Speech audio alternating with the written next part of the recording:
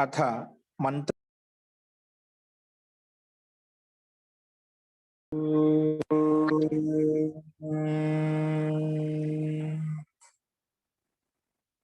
सहनावतु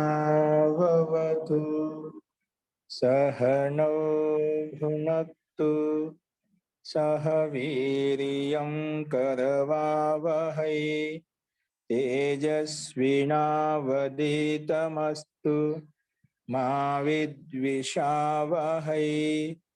ओम शांति शांति शांति।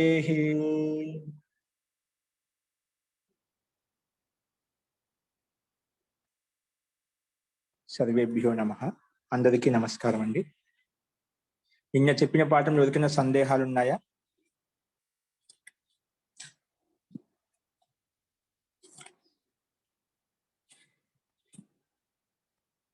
అస్తు ప్రకృత వంశరామః. మనం నిన్న అభ్యాసం 55లో ఉన్నటువంటి వాక్యాలు చూశాము. ఈరోజు అభ్యాసం 56లో ఉన్నటువంటి వాక్యం చెప్పుకున్నాము. ఎందుకంటే దీంట్లో 56లో ఉన్నటువంటి శబ్దకోశము నియమాలు కూడా పూర్తిగా చెప్పుకున్నాం. మనము దీనికి సంబంధించి శబ్దకోశానికి సంబంధించి ఈ నియమాలకు సంబంధించి వాక్యాలు చెప్పుకోవాలి. అవి ఈరోజు రాసుకున్నాము. ఇంకా సంస్కృత వాక్యాలు మీరు రాసుకొని వచ్చేయండి. అభ్యాసం 56లో ఉన్నటువంటి సంస్కృత వాక్యాలు. ఇప్పుడు ఈరోజు ఈ అభ్యాసం 56లో ఉన్నటువంటి తెలుగు వాక్యాలు రాసుకోండి. ఈ వాక్యాలు చెప్పినాం అనుకుంటాను, చెప్పలేదా? ఒక వాక్యం చెప్పుకున్నాము, ఒకటే వాక్యం చెప్పుకున్నాం. ఈరోజు రెండో వాక్యం రాసుకోండి. రెండో వాక్యము, సౌభాగ్యవతి స్త్రీలు రెండో వాక్యం తెలుగు వాక్యం, అన్ని అలంకారాలను ధరిస్తారు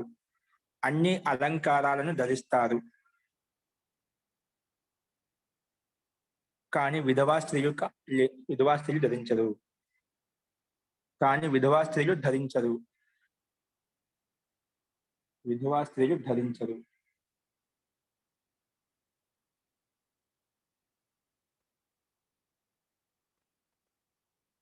సౌభాగ్యవతి స్త్రీలు అన్ని అలంకారాలను ధరిస్తారు కానీ విధవా స్త్రీలు ధరించరు. నెక్స్ట్ మూడో వాక్యం,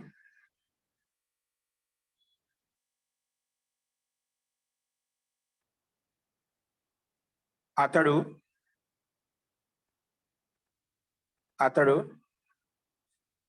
ఉత్తమమైనటువంటి సబ్బుతోటి అంగాల్ని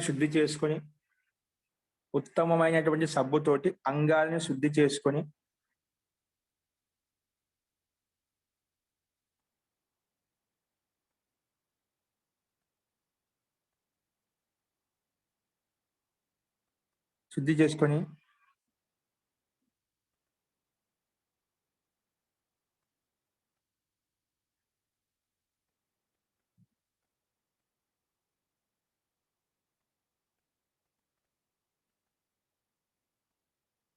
అతడు కాకుండా ఇక్కడ ఆమె రాసుకుని, ఆమె ఉత్తమైన సబ్బుతో స్నానం చేసి అంగాలను శుద్ధి చేసుకొని దర్పణంలో ముఖం చూసుకుంటూ, దర్పణం అంటే అద్దంలో, అతడు స్థానం ఆమె పెట్టింది. దర్పణంలో ముఖం చూసుకుంటూ ఇంకా దువ్వెనతోటి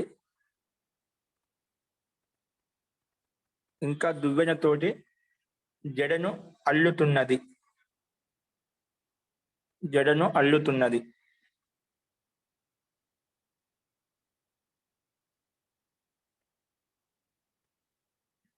ఆమె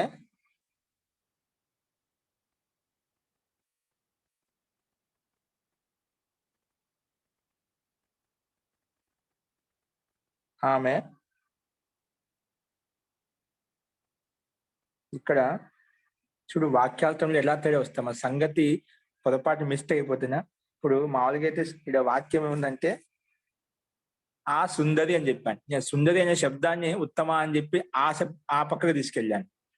చూడు అర్థం వస్తుంది. అంటే మనం చెప్పుకోవాలనే అర్థం మిస్ అయిపోతున్నాడు. అంటే పొరపాటు ఇలా చేస్తూ ఉంటాం మనము. అందుకే ఒక గ్రంథం చదివేటప్పుడు ఏం చేసేటప్పుడు ఎలా ఉండాలంటే దానికి దీనికి 3 లక్షణాలు ఉన్నాయన్నమాట. అంటే అర్థాలకు పరస్పర సమన్వయత ఉండాలి, సంగత్యం ఉండాలి, సంబద్ధత ఉండాలి. ఇలా ఉన్నప్పుడు మనకు అర్థం అనేది సటీకి ఏం అంటే వక్త యొక్క అభిప్రాయం ఏంటి, ఏం చెప్పాలనుకునే అర్థం బయటకు వస్తుంది. అలా చాలా మంది ఒక శబ్దానికి ఇంకో శబ్దంతో అటాచ్ చేసి అర్థం చెప్పినప్పుడు అర్థానికి ఒక్కోసారి అనర్థం కూడా వస్తుంది. సామాన్య అర్థం అయితే పర్వాలేదు, అనర్థానికి అనర్థం కూడా వచ్చేస్తాయంట. అలా చాలా దోషాలు జరుగుతూ ఉంటాయండి మనకు అర్థం చేసుకోకపోవడం వల్ల. ఫస్ట్ ఇక్కడ ఆ అందమైన స్త్రీ సబ్బుతోటి అంగాలను శుద్ధి చేసుకొని దర్పణంలో ముఖము చూసుకుంటూ ఇంకా దువ్వెనతోటి జడను అల్లుతున్నది. ఇది వాక్యం.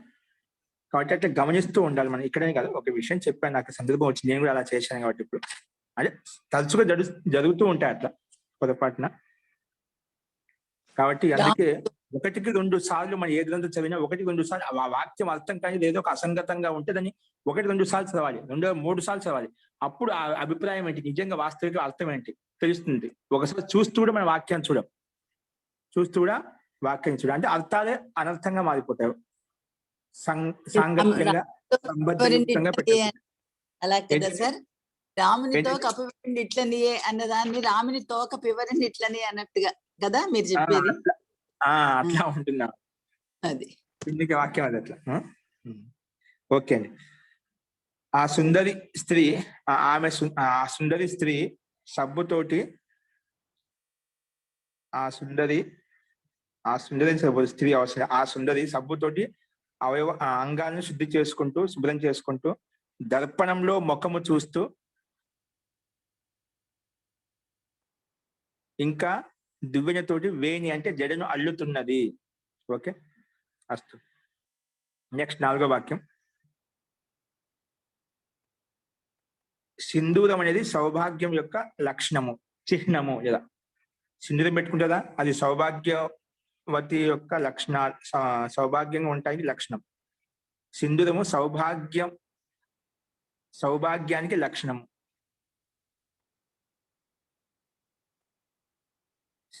సింధూరము సౌభాగ్యానికి లక్షణము,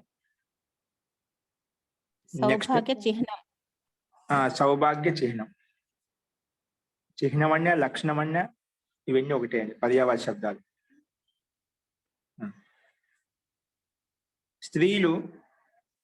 స్త్రీలు మేఖల, వడ్డానము,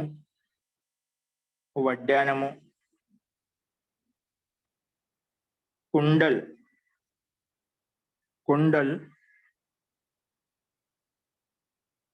అంటే కమ్మల్ లాంటివి. కుండలు అంటే ఏంటి, మన చెవులకు ధరించే, చెవులకు కూడా రకరకాలు ధరిస్తూ ఉంటాం అన్నమాట. కుండలు అంటే కమ్మలు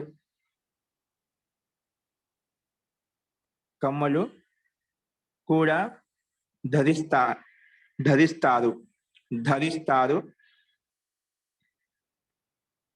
ఇంకా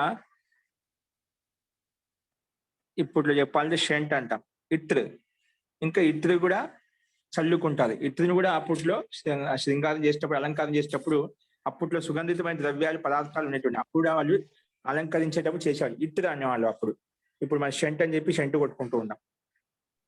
అత్తరు మహోదయ, ఏంటి అత్తరు కూడా చల్లుకుంటున్నారు. అర్థం అండి. స్త్రీలు మేఖల, వడ్డానము, ఇంకా కమ్మలు కూడా వేసుకుంటున్నారు. ఇంకా అత్తరు కూడా వేసుకుంటున్నారు, అత్తరు చల్లుకుంటున్నారు. అస్తు. నెక్స్ట్ 6వ వాక్యం. బ్రాహ్మణుడికి సమానంగా విద్వాంసుడివి అవ్వు. క్షత్రియుడికి సమానంగా నిరోగంగా ఉండు. క్షత్రియుడు ఎప్పుడు రోగగ్రస్తుడిగా ఉండడు కానీ ఎప్పుడు నిరోగ శరీరం బలంగా హృష్టపుష్టంగా ఉంటాడు. క్షత్రియుడికి సమానంగా నిరోగంగా ఉండు. నెక్స్ట్ వైశ్యుడికి సమానంగా ధనవంతుడిగా ఉండు. వైశ్యుడికి సమానంగా ధనవంతుడిగా ఉండు. ఇంకా శూద్రుడికి సమానంగా పురుషార్థం చెయ్యి, పరిశ్రమం చెయ్యి. శూద్రుడికి సమానంగా పురుషార్థము చెయ్యి అంటే పరిశ్రమం చెయ్యి.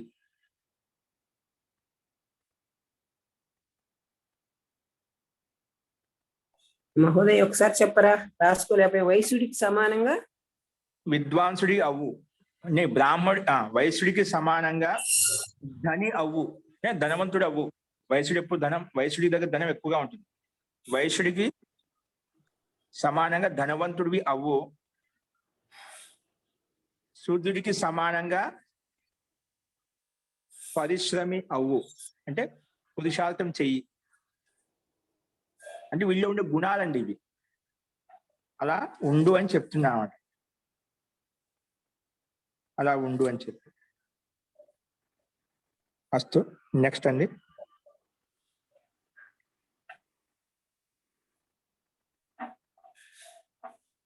సంసారంలో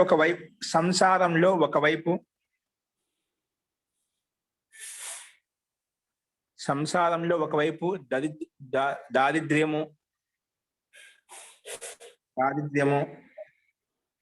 దీనత్వం అంటే లేనిదని ఏమి లేదని చెప్పి దీనత్వం ఉండటం అంట, కృంగిపోవటం. దీనత్వము, సంసారంలో ఒకవైపు దారిద్ర్యము, ఇంకా దీనత్వము, ఇంకా హీన భావన, సంకుచిత భావన. దీనత్వం అంటే ఏమి అని చెప్పి భావన. హీనత్వం అంటే సంకుచిత భావన అంటే విశాలంగా ఉండదు, హీనత్వము. ఇంకా మూర్ఖత్వము,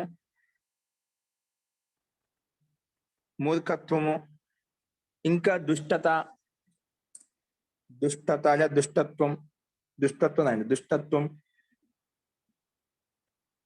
ఇంకా రోగత్వం, ఇంకా శోకం అంటే దుఃఖము ఉన్నాయి. ఇవే కదా ఒకవైపు సంసారాన్ని చూస్తుంటాం. దీనుడు ఉన్నాడు, హీనుడు ఉన్నాడు, మూర్ఖుడు ఉన్నాడు, దుష్టుడు ఉన్నాడు, ఇంకా రోగగ్రస్తులు ఉన్నారు, ఇంకా దుఃఖపడే వాళ్ళు, బాధపడే వాళ్ళు. ఒక సంసారంలో ఒకవైపు వీళ్ళంతా ఉన్నారంట, దుఃఖపడే వాళ్ళు ఉన్నారు. ఇంకా రెండో వైపు అంటే సంసారానికి రెండో వైపు విద్వత్త, సౌఖ్యము అంటే మిత్రత, సౌఖ్యము, ఇంకా శాంతి, సౌందర్యము,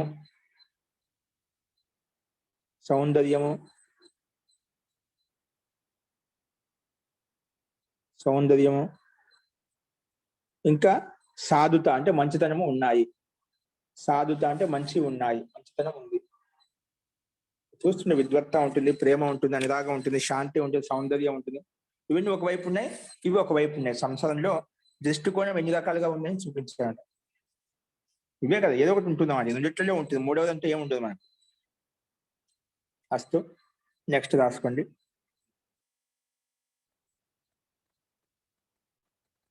చాతుర్వర్ణ్యం, 4 వర్ణాలు అనేవి ప్రాచీన పరంపర. 4 వర్ణాలు అనేటివి ప్రాచీన పరంపర. ఈ 4 వర్ణాలు ప్రాచీన పరంపర, ఇప్పుడు కొత్తగా వచ్చింది కాదు. ఈ పరంపర మొదటి నుంచి నడుస్తుంది. కానీ దానికి మనం రకరకాల విభిన్న విభేదాలు చేసిస్తాం. 4 వర్ణాలు ప్రాచీన పరంపర.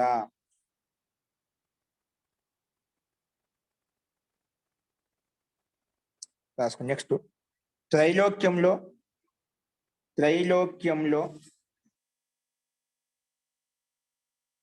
గుణాల యొక్క గరిమ, త్రైలోక్యంలో గుణాల యొక్క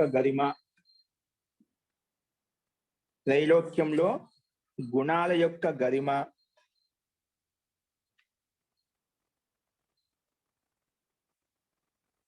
ప్రేమ, ప్రేమ యొక్క ప్రియత, గుణాల యొక్క గరిమ, ప్రేమ యొక్క ప్రియత, ప్రేమ యొక్క ప్రియత,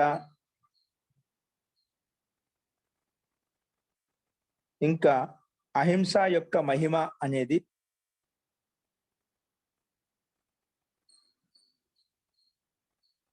అహింస యొక్క మహిమ అనేది ఎల్లప్పుడూ ఉండేది. అహింస యొక్క మహిమ అనేది ఎల్లప్పుడూ ఉండేది.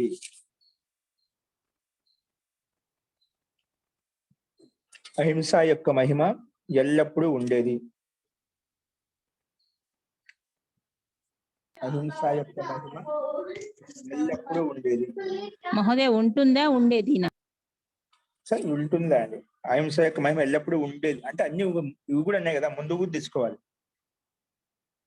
గుణాల యొక్క గరిమ అనేది, ప్రేమ యొక్క ప్రియత అనేది, అహింస యొక్క మహిమ ఎల్లప్పుడూ ఉండేవి.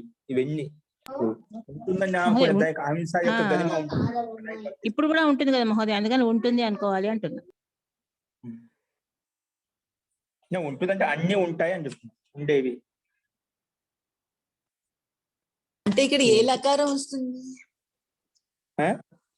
ఇక్కడ ఏ లకారం వాడాలి సార్? ఉంటుంది అంటే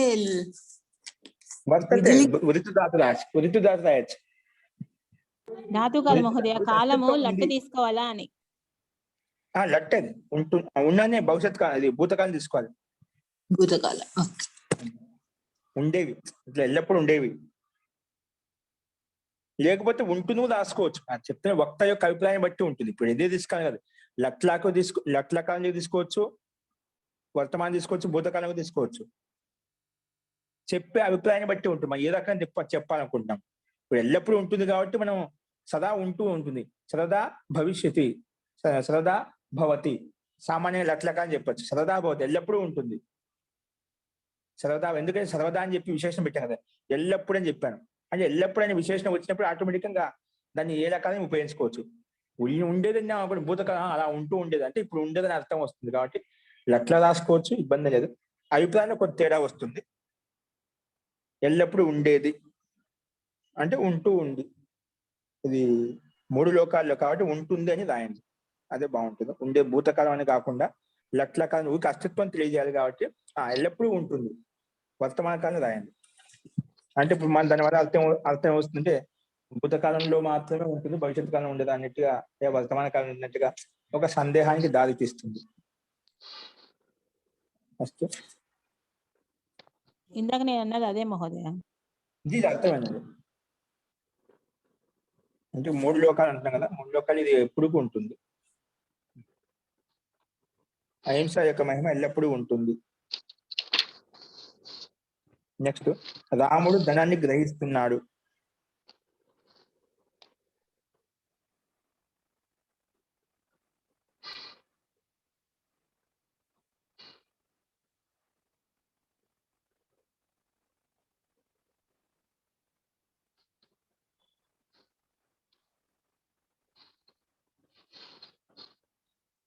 రాముడు ధనాన్ని గ్రహిస్తున్నాడు. నీవు పుస్తకాన్ని గ్రహిస్తున్నావు. నీవు పుస్తకాన్ని గ్రహిస్తున్నావు. నీవు పుస్తకాన్ని గ్రహిస్తున్నావు.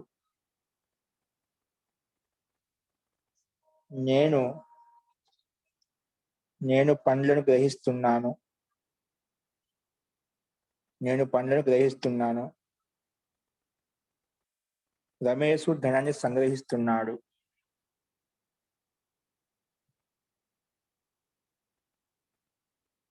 రమేష్ ధనాన్ని సంగ్రహిస్తున్నాడు. రమేష్ ధనాన్ని సంగ్రహిస్తున్నాడు.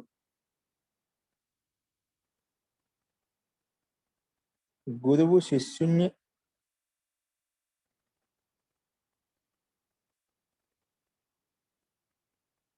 అనుగ్రహిస్తున్నాడు. గురువు శిష్యుణ్ణి అనుగ్రహిస్తున్నాడు. గురువు శిష్యుణ్ణి అనుగ్రహిస్తున్నాడు. గురువు శిష్యుణ్ణి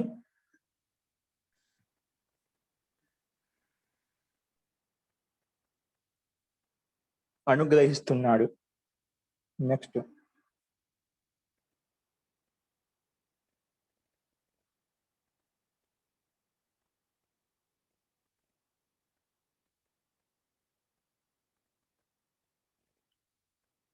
సజ్జన పురుషులు సజ్జనులు అండి, సజ్జనులు ఇంటికి వచ్చిన అతిథులను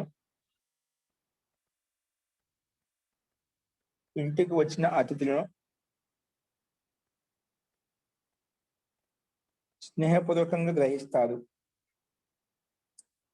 ఇంటికి వచ్చిన అతిథులను స్నేహంగా గ్రహిస్తారు. ఇంటికి వచ్చిన అతిథులను స్నేహంగా గ్రహిస్తారు. స్నేహపూర్వకంగా గ్రహిస్తారు. ఇంటికి వచ్చిన అతిథులను స్నేహపూర్వకంగా గ్రహిస్తారు.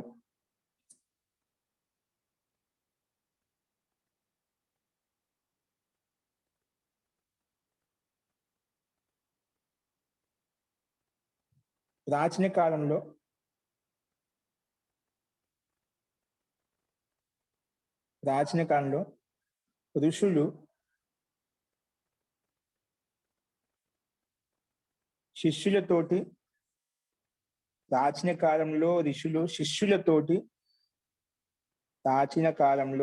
ఋషులు శిష్యులతోటి ఎటువంటి శుల్కం తీసుకునే వాళ్ళు కాదు.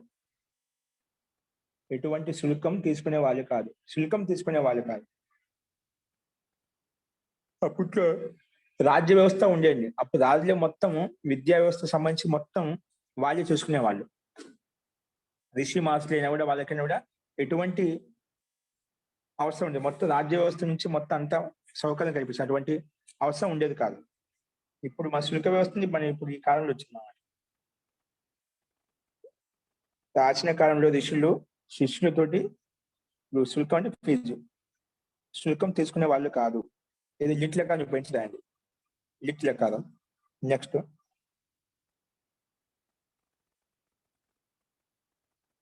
నేను ఈ పుస్తకాలను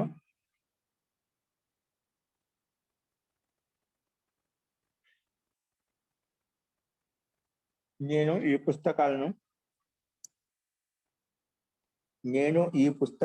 నుండి రేపు తీసుకుంటాను. నేను ఈ పుస్తకాలను నీ నుండి లేదా నీతో రేపు తీసుకుంటాను. నీ నుండి రేపు తీసుకుంటాను.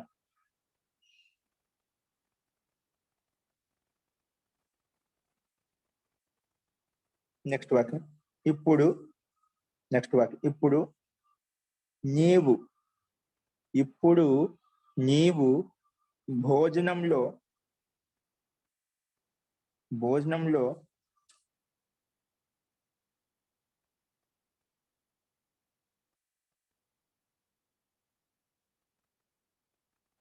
ఇప్పుడు నీవు భోజనంలో పెరుగు తీసుకుంటావా లేదా పాలు తీసుకుంటావా?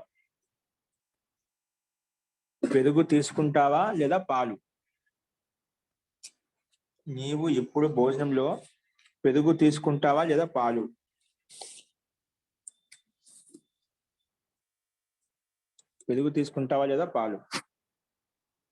నెక్స్ట్ అండి,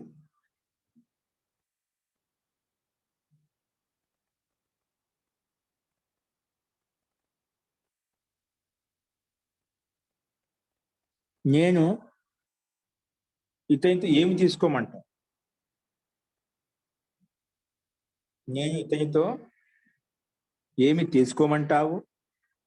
ఇంకా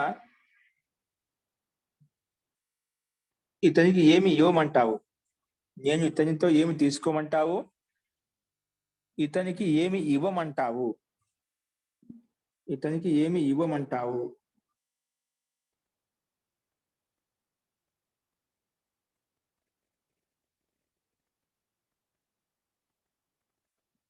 నేను ఇతనితో ఏమి తీసుకోమంటావు? ఏమి ఇవ్వమంటావు?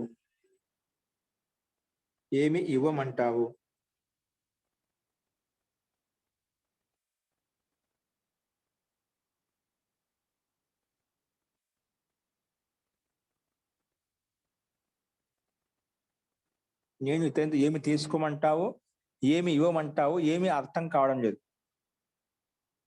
నేను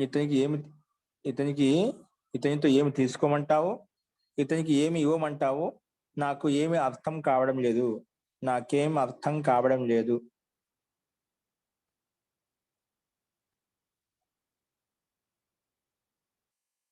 నాకేం అర్థం కావడం లేదు. అస్తు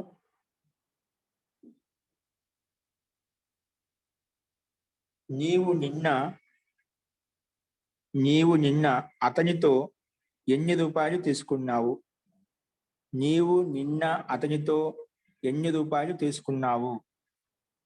విని గ్రహతాత్మను ఉపయోగించడానికి తీసుకున్నావు. నీవు నిన్న అతనితో ఎన్ని రూపాయలు తీసుకున్నావు? విని గృహ్ణాతి పరస్మై పదాన్ని లేదా ఆత్మీయ పదాన్ని ఉపయోగించాలి. నీవు నిన్న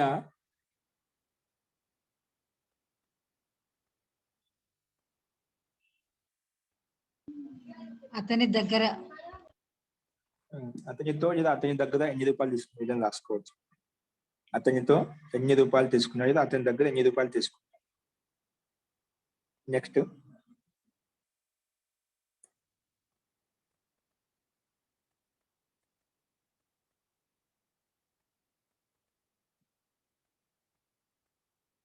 అమ్మ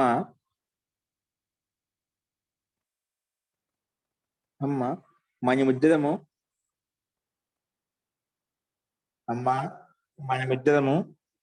ఈరోజు కూడా అమ్మ సంబోధించి చెప్తున్నాను. అమ్మ మనమిద్దరము ఈ రోజు కూడా అన్ని లడ్లు తీసుకుందామా?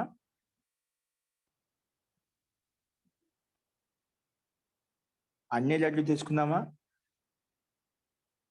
ఎన్ని అయితే రోజు తీసుకుంటామో అన్ని లడ్లు తీసుకుందామా? ఎన్ని అయితే రోజు తీసుకుంటామో.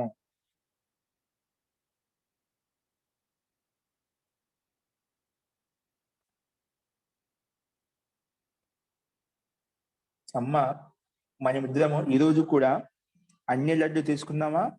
రోజు ఎన్నైతే తీసుకుంటున్నామో అన్ని లడ్లు తీసుకుందామా? అమ్మ మనమిద్దరము ఈ రోజు కూడా అన్ని లడ్లు మోదకాలు అన్ని లడ్లను తీసుకుందామా? రోజు ఎన్నైతే తీసుకుంటామో. లడ్లను తీసుకుందామా? రోజు ఎన్నైతే తీసుకుంటామో.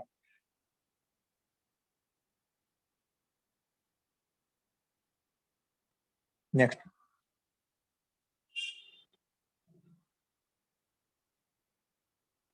అంధ అంటే కళ్ళు లేని వాళ్ళతో, కళ్ళు లేని మనుషులతో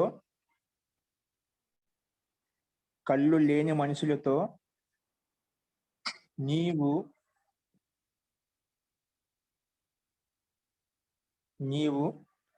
యాత్ర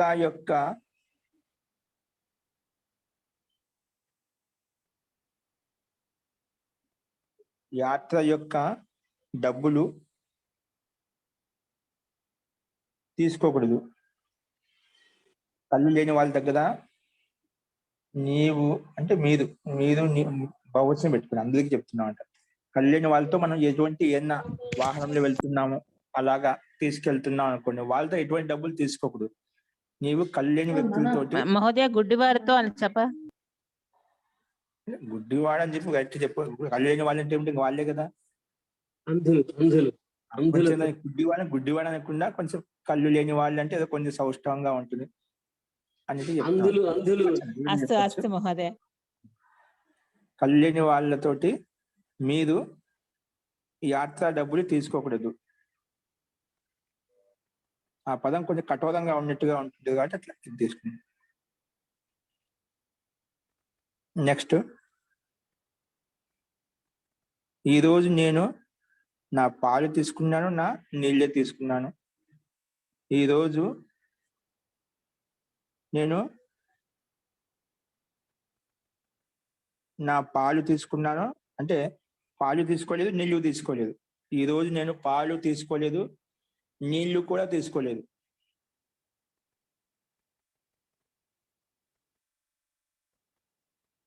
ఈరోజు నేను పాలు తీసుకోలేదు, నీళ్లు కూడా తీసుకోలేదు. ఈ రోజు అంటున్నాం. చూడు ఏ లెక్కన విని గ్రహదాతను ఉపయోగించాలి. ఇతనితో డబ్బులు తీసుకోవద్దు, నేను ఇస్తాను. నెక్స్ట్ వాక్యం, ఇతనితో డబ్బులు తీసుకోవద్దని నేను ఇస్తాను అంటుంటాం. ఎప్పుడైనా మనం అయిన వాళ్ళు లేనప్పుడు దగ్గర వాళ్ళు లేదంటే ఇతనితో తీసుకోవద్దు, నేను ఇస్తాను. ఫ్రెండ్షిప్ మధ్య అయిన వాళ్ళ దగ్గర వాళ్ళు ఇవ్వబోతుంటారు, లేదంటే నేను ఇస్తాను వీళ్ళు తీసుకోవద్దు అంటుంటాం. ఇతనితో డబ్బులు తీసుకోవద్దు, నేను ఇస్తాను. ఇతనితో డబ్బులు తీసుకోవద్దు, నేను ఇస్తాను.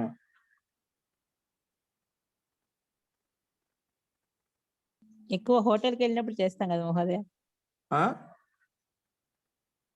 ఎక్కువగా ఏంటండి? హోటల్స్ కి వెళ్ళినప్పుడు పే చేస్తాను, మేము చేస్తాం బిల్ అంటాం కదా అట్లా. అంటే బిల్లు ఏదో ఒకటి చేయాలి ఖచ్చితంగా. కాబట్టి అయిన వాళ్ళ దగ్గర బంధుత్వంతో వెళ్ళినప్పుడు అంటుంటాం కదా, అలాగా బిల్లు మనమే పే చేయాలి. ఆ మనలు ఎవరు చేయాలనేది ఇక్కడ సార్ పాయింట్ అన్నమాట. అస్తు, ఒకవేళ నీవు ఇంత అప్పు తీసుకోకపోతే, ఇంత బ్యాజ్ అంటే వడ్డీ తీసుకోకపోతే, అంటే మన అప్పు తీసుకుంటే డబ్బుకు వడ్డీకి ఇంత వడ్డీ తీసుకోకపోతే దుఃఖపడేవి కాదు. ఇప్పుడు దుఃఖపడేవాడివి కాదు. ఒకవేళ నీవు ఇంత వడ్డీ తీసుకోకపోతే ఇప్పుడు బాధపడేవి దుఃఖం పొందేవాడివి కాదు, దుఃఖాన్ని పొందేవాడివి కావు.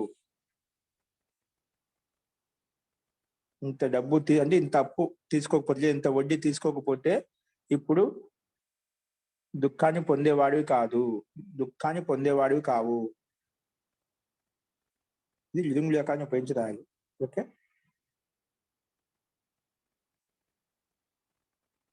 అస్తు. ఇవి మనకు వాక్యాలు ఉంది. మన గ్రహదాతను ఉపయోగించి కొన్ని వాక్యాలు చెప్తాను, వీటిని రాసుకుని వచ్చేసేయండి. కింద అశుద్ధ వాక్యాలు ఉన్నాయి, అవి కూడా రాయండి, దాంట్లో ఉన్నాయి. అవి రేపు ఆన్సర్ చెప్పేటప్పుడు చెప్తున్నాము. అశుద్ధ విద్వానత, మహానత, బుద్ధిమానత ఇవన్నీ తప్పులు ఇచ్చాడు. అదేవిధంగా శౌర్యత, ధైర్యత ఇవి కూడా తప్పు అంటున్నాడు. ఎక్కడ తప్పని చూడండి. సౌందర్యత, సామీప్యత ఇవి తప్పు అంటున్నాడు. ఎక్కడ తప్పు, ఏ విధంగా రావాలి, ఏ ప్రత్యయం రావాలి, ఏ ప్రత్యయం వచ్చినప్పుడు మనకు శుద్ధంగా అవుతాయి, అవి చూసి రాయండి. ఇప్పుడు మొదలు పెట్టుకోండి. అభ్యాసం 57. అభ్యాసం 57 మొదలు పెట్టుకుని నీట్గా రాసుకోండి.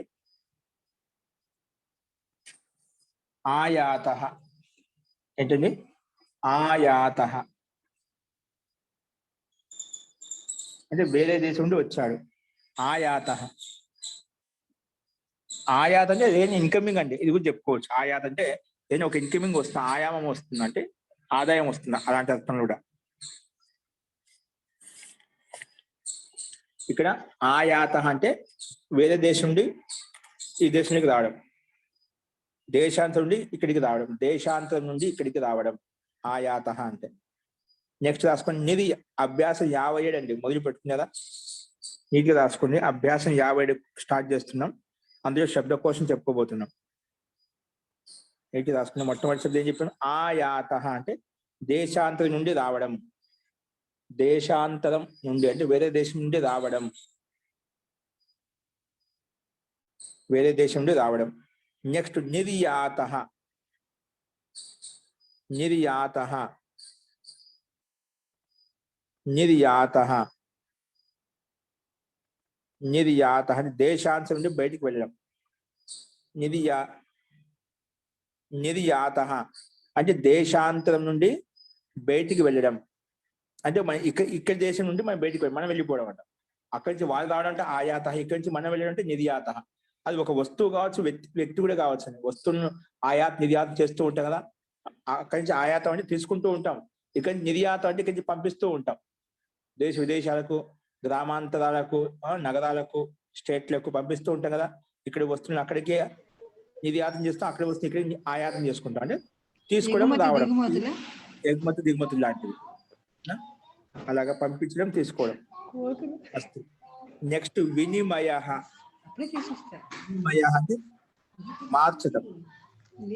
వినిమయ మార్చడం. ఇప్పుడు ఎవరికైనా మనకు చిల్లర కావాలనుకోండి, బయటకు వెళ్ళినప్పుడు సంస్కృతం వినిమయం అస్తివా, చిల్లర ఉందా అండి అంటే, నేను ఒక కాగితం ఇస్తే దానికి చిల్లర ఇవ్వండి, బదులుగా ఇవ్వడం వినిమయం అంటానని. వినిమయ అంటే మార్చడం, బదులుగా ఇవ్వడం. బదులుగా ఇవ్వడం అంటే కాదు, మార్చి ఇవ్వడం, మార్చి ఇవ్వడం. వినిమయ అంటే మార్చుకోవడం, అంటే చిల్లర ఇవ్వడం. నెక్స్ట్ వాక్కీల, వాక్కీల అంటే వకీల్. వాక్ కీల అంటే ఎందుకంటే వకీల్ దగ్గర ఏముంది, అందుకే వకీల్ మహోదయ, వాక్ కీల. అది పత్రవాహక చెప్పాలి మహోదయ. ఏంటని పత్రవాహక చెప్పాలి మహోదయ. ఒక లైన్ మధ్యలో మిస్ అయింది మహోదయ. ఒక లైన్ మిస్ అయింది మహోదయ. పత్రవాహక రాసుకోండి. Dakiya, post man. పత్రవాహక, పత్రవాహక పత్రాన్ని పంపిస్తుంటాడు, తీసుకుంటూ ఉంటాడు, అందుకే పత్రవాహక. పత్రాన్ని నడిపించేవాడు పత్రవాహక. డాకియా మనం ఏదంటాం, పోస్ట్ మ్యాన్ అంటాం.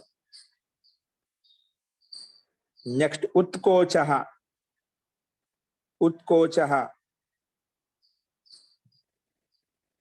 ఉత్కోచ అంటే లంచం, లంచం, లంచం తీసుకోవడం, లంచం. నెక్స్ట్ కుసీద, కుసీద అంటే బ్యాజ్, వడ్డీ, అప్పు. కుసీద బ్యాజ్ లేదా వడ్డీ లేదా అప్పు, ఏం రాసుకోండి.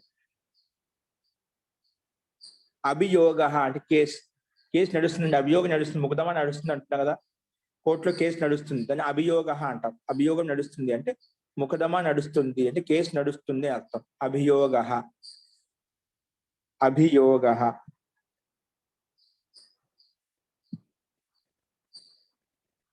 నెక్స్ట్ వాక్కీల, వాక్కీల అంటే ఎందుకంటే వకీలికి వాక్య ప్రధానంగా ఉంటుంది. వాక్ అంటే మాట, ఆ వాక్ తోటి అన్ని చేస్తూ ఉంటాడు అన్నమాట, తారుమారు చేస్తూ ఉంటాడు, సత్యాన్ని న్యాయాన్ని గెలిపిస్తూ ఉంటాడు అనమాట. అందుకే వాక్ కీల అంటే వాక్య కీలంగా ఉంటుంది, పుంజిగా ఉంటుంది, కాబట్టి వాక్కీల, దీన్ని వకీల్ అంటాం. వాక్కీల వకీల, వాక్ కీల వకీల. అస్తు, వాక్కీల అంటే వకీల్. నెక్స్ట్ న్యాయాధీశ, న్యాయాధీశ అంటే జడ్జ్. న్యాయాధీశ, న్యాయాధీశ.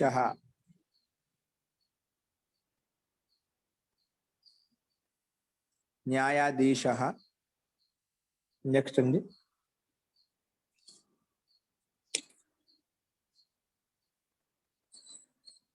న్యాయాలయ, కోర్ట్.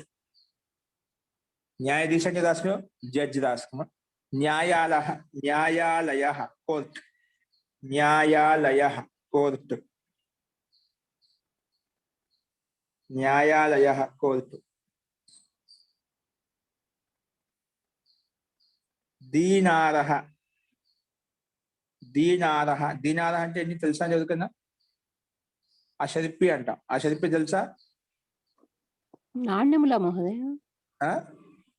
నాణ్యములు, దీనారహ, నాణ్యము అంటాం.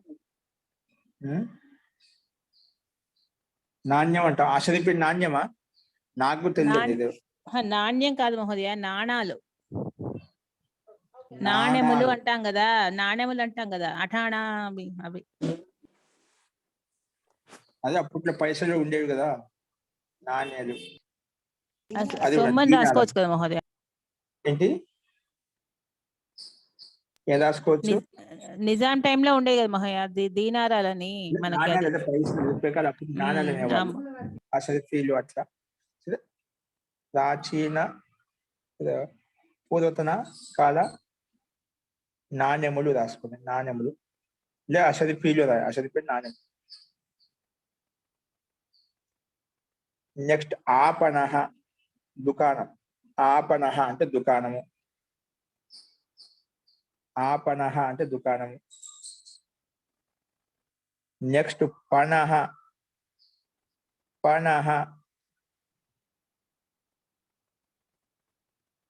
పణః అంటే పైసా, డబ్బులు. నెక్స్ట్ నాణకం, నాణకం అంటే నోట్. నాణ్యాలు అంటే అప్పుడు నోట్లు కూడా ఉండేవి, నాణకం అంటున్నాను. నాణకం నోట్, నోట్, నాణకం, నాణకం నోట్. నెక్స్ట్ వాది, అంటే వాదించేవాడు. వాది అంటే వాదించేవాడు.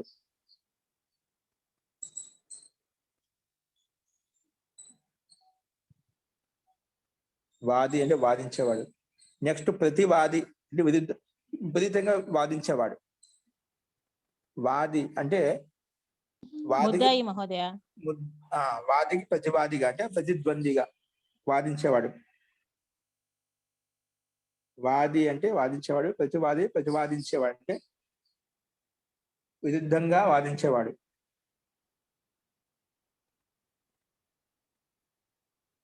విరుద్ధంగా వాదించేవాడు.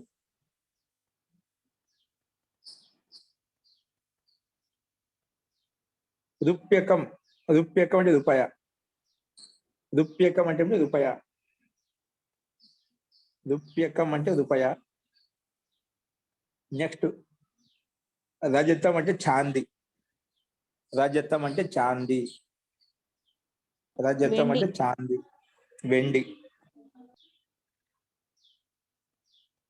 చాంది లేదా వెండి.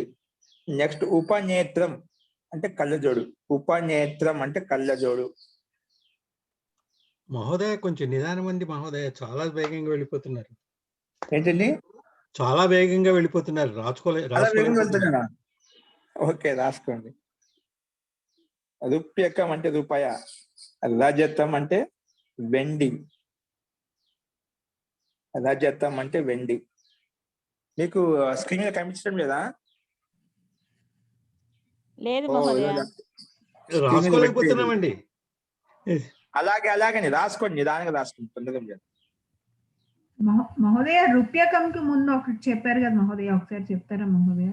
ప్రతివాది, ప్రతివాదించేవాడు అంటే వాదికి ప్రతిద్వందంగా ఉండేవాడు. ప్రతివాది విరుద్ధంగా మాట్లాడేవాడు.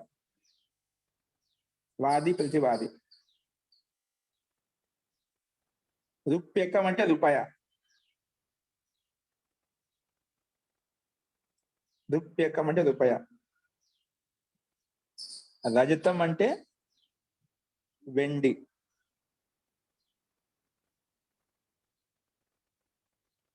ఉపనేత్రం. ఉపనేత్రం అంటే చష్మా. చష్మా అంటే కళ్ళజోడు. కళ్ళజోడు. ఉపనేత్రం అంటే చష్మా, కళ్ళజోడు. కాష్టపట్టం. కాష్టపట్టం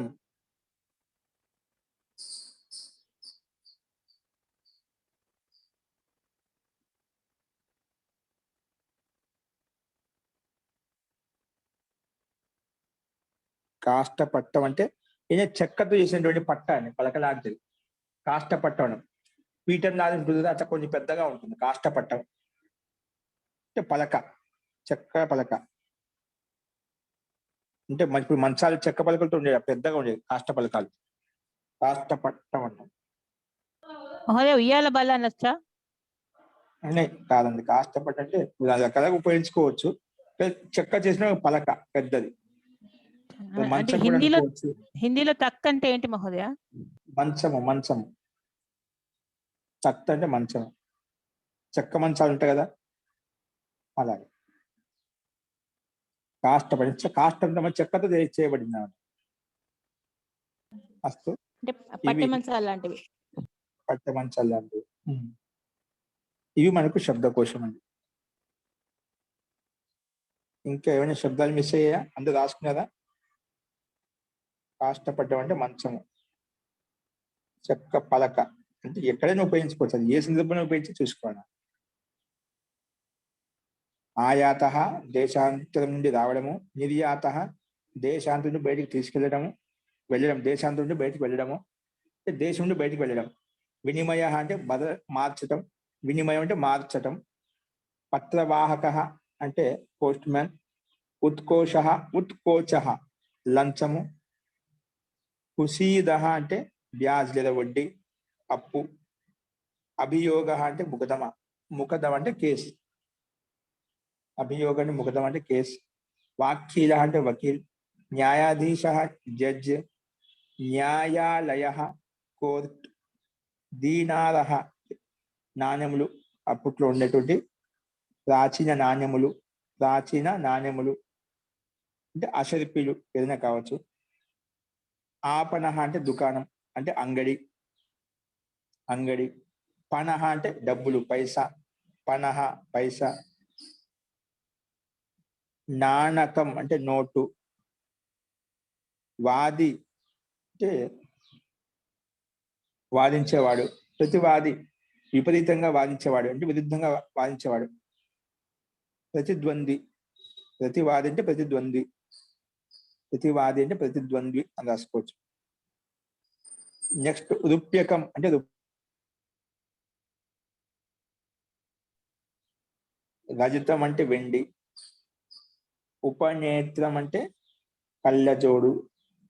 కాష్టపట్టం అంటే మంచం లేదా కాష్ట పలక, చెక్క పలక.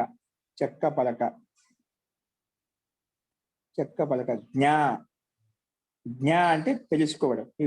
రాసుకునే జ్ఞాధాతు, ధాతులు ఇచ్చారు. జ్ఞాధాతు తెలుసుకోవడం. జ్ఞా అంటే ఏమిటి? తెలుసుకోవడం. నెక్స్ట్ ప్రతి ప్లస్ జ్ఞాధాతు అండి. దీనికి రూపంలో వస్తుంది జానాతి, జ్ఞానాతి, జ్ఞానీత, జ్ఞానంతి. స్వాది జానాతి మహోదయ. జా మహోదయ. జ్ఞాధాతు ఉంది, జ్ఞాధాతు ఉంది. జ్ఞాయే మహోదయ. జ్ఞానాతి అంటాం. మరి జానాతి ఎందుకంటాం? 66வது 62. జ్ఞానాతి, జ్ఞాననే రకరకాల పిలుస్తూ ఉంటుంది. ఒక జ్ఞా అంటారు, ఒక జ్ఞా అంటారు. అది ప్రాంతాన్ని బట్టి ఉచ్చారణలో కొంచెం తేడా ఉంటుంది. జ్ఞా అనొచ్చు, జ్ఞా అనొచ్చు. ఓకే, ఉచ్చరించే విధానం బట్టి ఉంటుంది.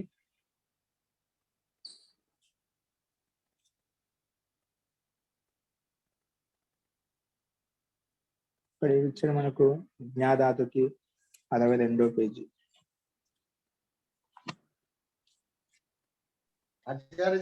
జ్ఞాకి ఓకే. ఇక్కడ మనకు జ్ఞాధాతుకి दोनों पदों में लोट लट लोट लंग विधिलिंग में जा हो जाता है. జ్ఞాధాతుకి జా హో జాతా అంటే జకారం వస్తుంది. జ్ఞాస్థానంలో జా వస్తుంది. జాజనోర్జ సూత్రం కూడా గుర్తుకొచ్చేసింది. జాజనోర్జ అనే సూత్రం చేత అష్టాధ్యాయంలో ఉండి ఈ జ్ఞాధాతుకే జకారం చేసేస్తుంది. అందుకే జానాతే వస్తుంది, సామాన్య జకారం వస్తుంది. ధాతు మళ్ళా ధాతు అంటే జ్ఞాధాతు అండి. భవిష్యత్ కాలంలో జ్ఞాస్యతే వస్తుంది మహోదయ. దీనిలో మటుకు జానాతే వస్తుంది. అదే అంటున్నా, లట్టులో, లోటులో, లంగులో, విధిలింగంలో వస్తుంది. మిగిలిన చోటల్లా జ్ఞానే ఉంటుంది. లట్టు, లోటు, లంగ్, విధిలింగం ఈ 4 రకాలలో అలా వస్తుంది. అంతే రకాలలో సేమ్ ఉంటుంది. ఓకే, అందుకే జానాతి, జానీత, జానంతి అలా రాసుకోండి. జానాతి, జానీత, జానంతి. నెక్స్ట్ అండి,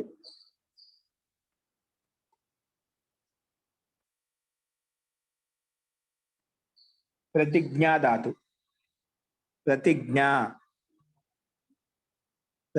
అంటే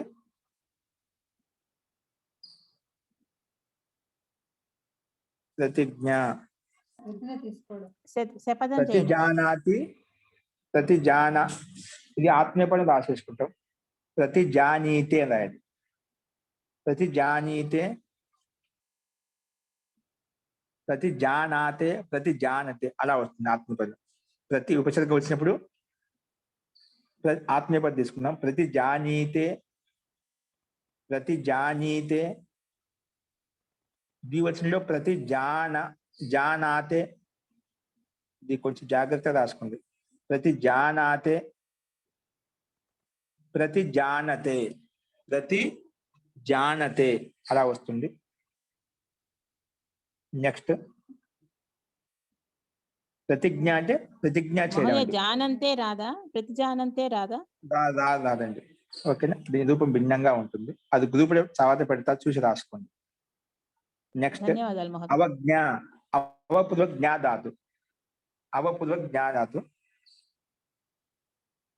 అవపూర్వ జ్ఞాధాతుకి అవజానాతి, అవజానాతి, అవజానీతే అవజానీతే సారీ అవజానీతః అవజానాతి అవజానీతః అవజానాతి అవజానీతః అవజానంతి అవజానంతి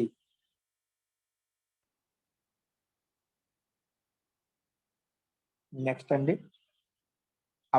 అవజానాతి అంటే తిరస్కరించడం అండి, తిరస్కరించే అర్థంలో ఉంది. ఓకే, తిరస్కరించే అర్థంలో.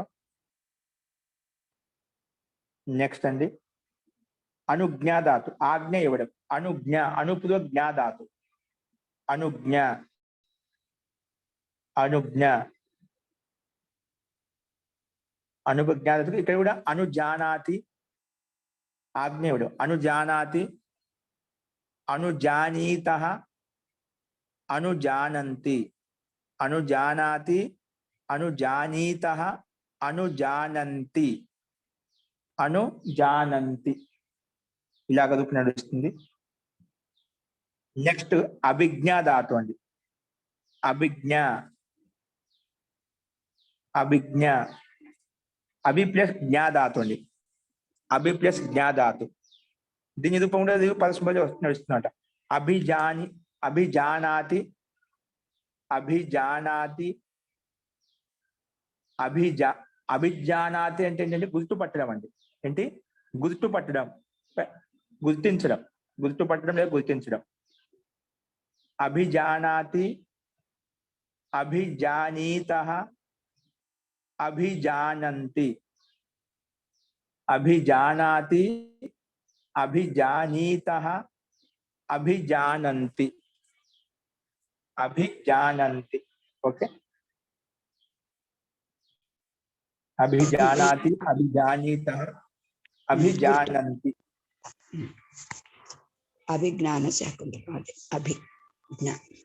ఓకే, ఇవి మనకు కొన్ని జాధాతుకే ఉపసర్గం కలిపినప్పుడు అర్థాలు భిన్న భిన్నంగా చూపించారు ఎలా ఉంటాయనేది. ఒక ప్రతి ధాతుకు మాత్రం ఆత్మనేపథ్యం తీసుకుంటాము. మిగిలిన చోటల్లో ఉపసర్గం వచ్చినప్పుడు మనం పరస్మపది తీసుకున్నాం. ప్రతి ఉపసర్గం వచ్చినప్పుడు ప్రతి జానీతే ప్రతి జానాతే ప్రతి జానతే అని చెప్పి ఆత్మనేపథ్యం తీసుకున్నాము. మిగిలిన చోట అన్ని చోట్ల కూడా పరస్మయ పదానికి సమానంగా ఉంది. కానీ మీరు మటుకు ఇవి 2 గ్రూపులో పెడతారు. అవి చూసి ఆత్మనేపథ రాయండి, పరస్మయ పదం 2 రూపాయలు రాయాలి, 10 లెక్కలు రాయాలి. ఓకే, ఇవి ఈ లకాల గురించి ఇంకా మిగిలిన నియమాలన్నీ కూడా రేపు చూద్దామండి. అస్తు.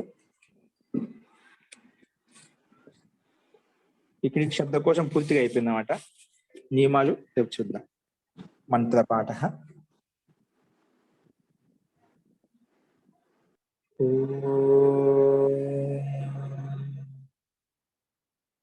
సర్వే భవంతు సుఖినః, సర్వే సంతు నిరామయాః, సర్వే భద్రాణి పశ్యంతు, మా కశ్చిద్ దుఃఖభాగ్ భవేత్.